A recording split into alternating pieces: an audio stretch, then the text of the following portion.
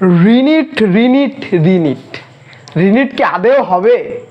এই প্রশ্নটাই তো এখন তোদের মনে ঘোরাফেরা করছে। রিনিট হওয়ার সম্ভাবনাই বা কতটুকু, নাকি এটাও ওই নিট 2024 সালের রেজাল্টের স্ক্যামের মতো এটাও আর একটা স্ক্যাম।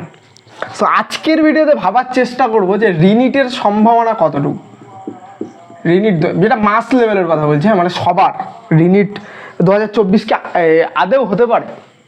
এটা তো সব থেকে বড় প্রশ্ন, অন্ততপক্ষে আজকের দিনে দাঁড়িয়ে। অনেক জল ঘোলা হয়ে গেছে, অনেক কিছু হয়ে গেছে। এবার সেখানে দাঁড়িয়ে রিনিট হওয়ার সম্ভাবনা কিন্তু রয়েছে, এমন না যে রিনিট হতে পারে না।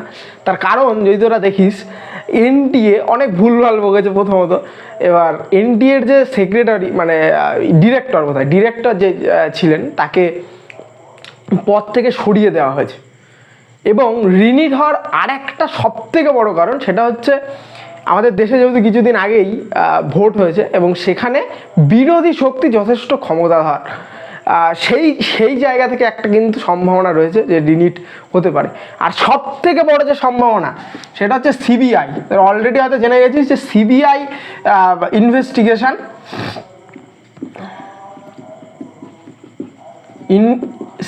ইনভেস্টিগেশন অলরেডি শুরু হয়ে গেছে এবং সেটা কিন্তু গতকাল এনএমসি বা সুপ্রিম কোর্ট কেউ একজন হবে আর কি, দায়িত্ব দিয়েছে সিবিআইকে যে এটা দেখার যে নিটের পেপারটা মাস লেভেলে লিক হয়েছে কিনা।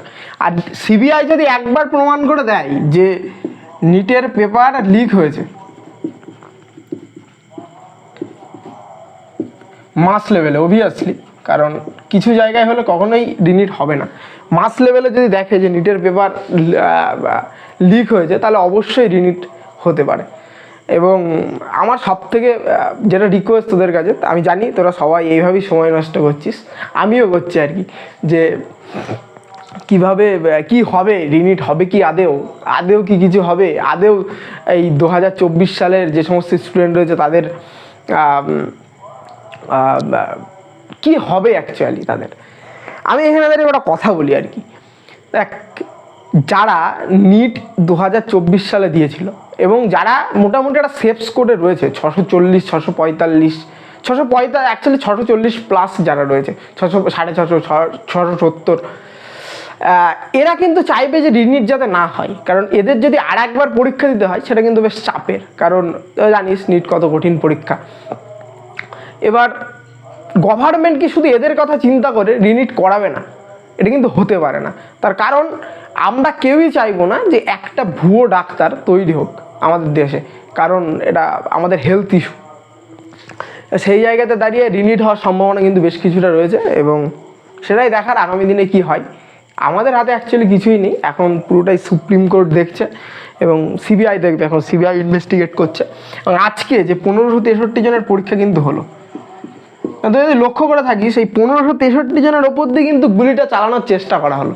হ্যাঁ, মানে পুরো 1563 জনকে আজকে পরীক্ষা নিয়ে নেওয়া হলো এবং এটাই হবে, মানে এটার চান্সই সবচেয়ে বেশি, এটার চান্সই 90%, যেই 1563 জনকে পরীক্ষা নিয়ে নেওয়া হলো এবং এটার রেজাল্ট দিয়ে দেবে, সবার একটা র্যাঙ্ক ফ্যাঙ্ক দিয়ে দেবে এবং তারপর কাউন্সিলিং করে দেবে, এভাবেই গল্প শেষ করবে।